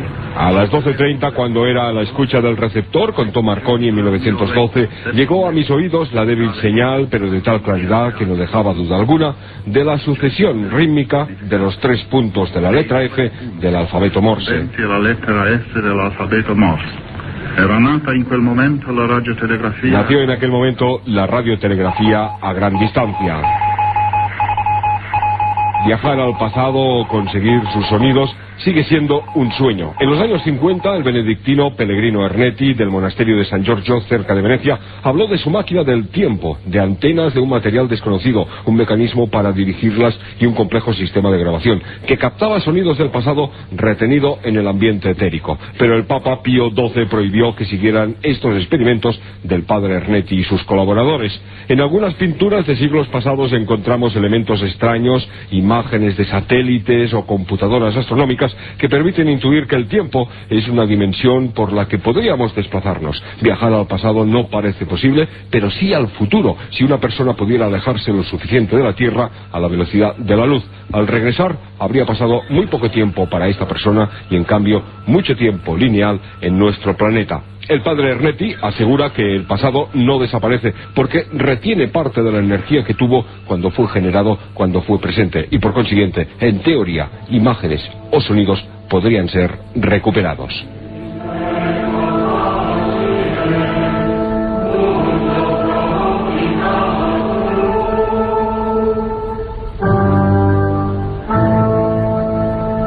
viaje en busca del misterio. Milenio 3, en la SER. Misterios de la Iglesia, nunca mejor dicho. Proyectos extraños, viajes en el tiempo. Haremos un programa solo sobre esta gente que ha intentado, en la ficción o en la realidad. Nos sorprenderemos viendo cómo un español fue el primero que escribió un libro sobre esto, sobre máquinas del tiempo. Javier, el padre Ernetti y su cronovisor. Una breve pincelada. ¿Qué es esto? Bueno, él hizo las primeras declaraciones sobre la existencia de un proyecto ultrasecreto encargado por Pío XII en 1972, muchos años después de la muerte del Papa, en el Corriere della Sera.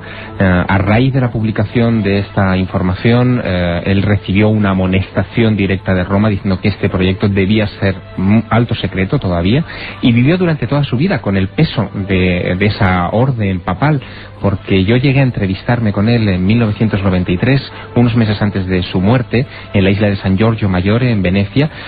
Tuve que utilizar un artificio para entrevistarme con él, porque él no quería hablar del cronovisor, y le entrevisté como exorcista. Fue un famoso exorcista hasta el final de sus días. Iba gente de toda Italia a ser exorcizada por él, y al final de la entrevista, después de llevar una hora y pico charlando y ya tener un cierto grado de confianza, le pregunté por el cronovisor.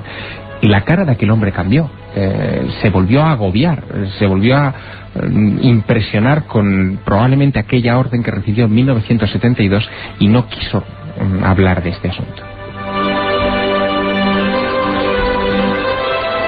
De lo que sí vamos a hablar, aunque sea brevemente, en este viaje. Sabemos que cada tema, y lo vamos a hacer, cada tema, cada ficha, merece un programa. Pero hoy queríamos, gracias a vuestras peticiones, mostraros un poco lo que hay por el mundo. Esos mundos que a veces son tan complejos, tan llenos de enigmas.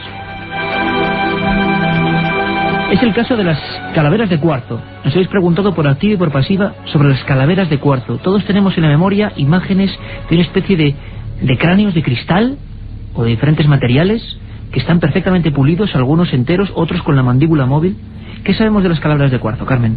En 1927 el explorador Mike Mitchell Hedges descubrió sobre un altar de la ciudad maya de Lubatum, en Belice, Honduras, una extraña calavera de cristal de roca perfectamente pulida.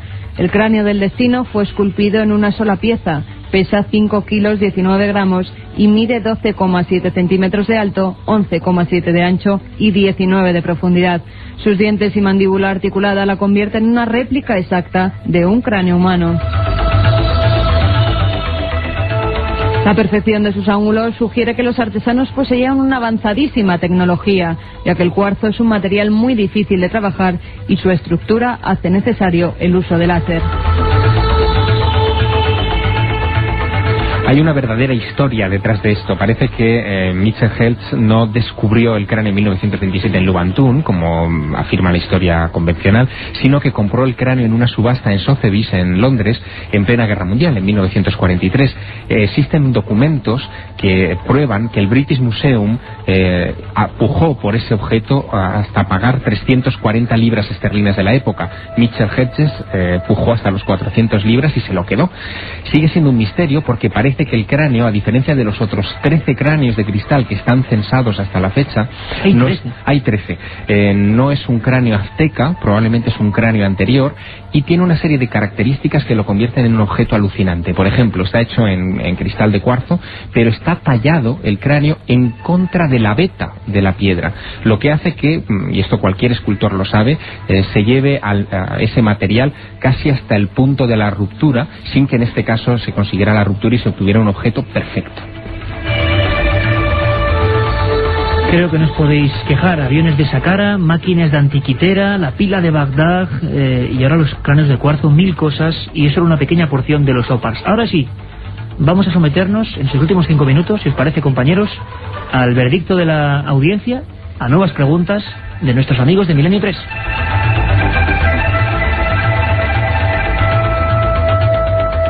Katia, ¿vamos con ello? ¿Muchos más mensajes al 7640? Pues sí, incluso más mensajes todavía que ayer. Por ejemplo, desde la Tierra de Carmen, Juan Jesús Larraldi, desde Torrevieja, nos pregunta sobre la representación de San Miguel de Aralar en forma de ángel con escafandra. Venga, rápido, esto es casi como una lotería.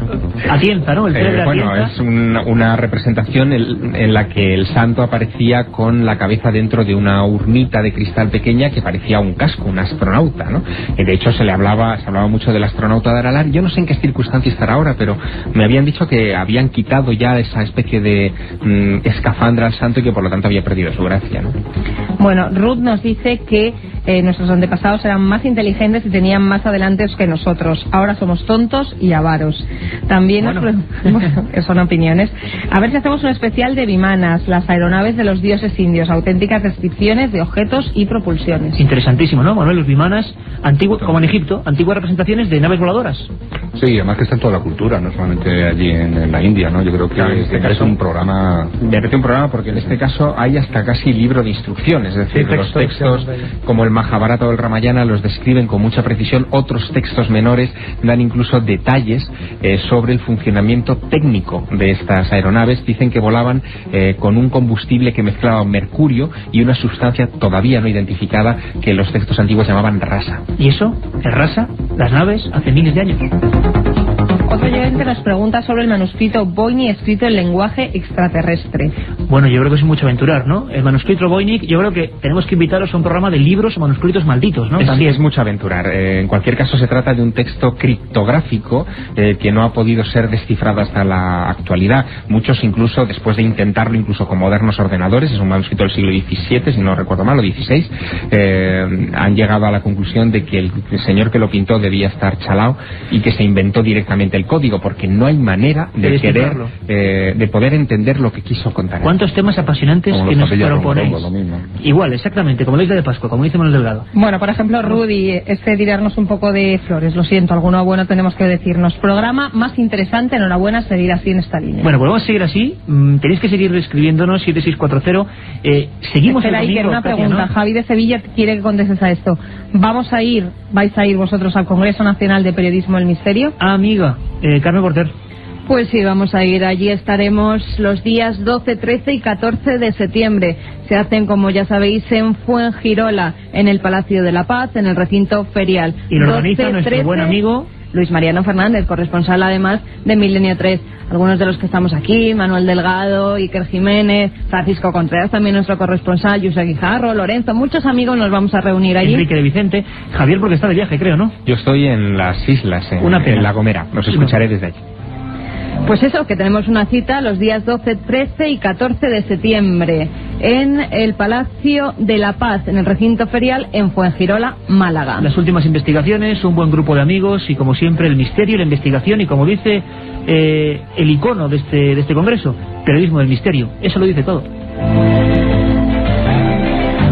Katia, que sigan escribiendo porque hay unas normas. Vamos a hacer el premio de investigación, lo repito, nos escribieron un montón de amigos. Nos hemos quedado alucinados. Nos han preguntado varios mensajes el premio del sobre misterio. Este periodismo, de verdad, si vamos a hacer ese premio sobre el periodismo de investigación, que hay varios que tienen ya diferentes... La mejor investigación del año de gente que en sus regiones, en sus comunidades, sus casos, nos envíen el material y esos 5 libros, ¿no? Más allá y la revista Arqueología pueden publicar. Eso por supuesto, las mejores que hay. Katia, 7640, mensajes al 7640, tienen que enviarlos, ponen Milenio, palabra clave, espacio y el texto. Si no, también nos pueden escribir mails a milenio3 con número 3@cadenaser.com o bien por vía postal, Gran Vía 32, octava planta, 28013 de Madrid.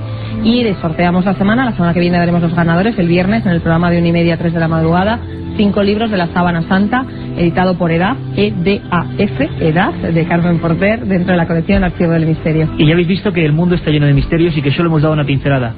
Nacho, venga, una frase lapidaria, muy rápido. ¿Qué dirías? Que sigue habiendo misterio en la antigüedad, ¿no? Y todavía nos queda mucho por aprender, sobre todo.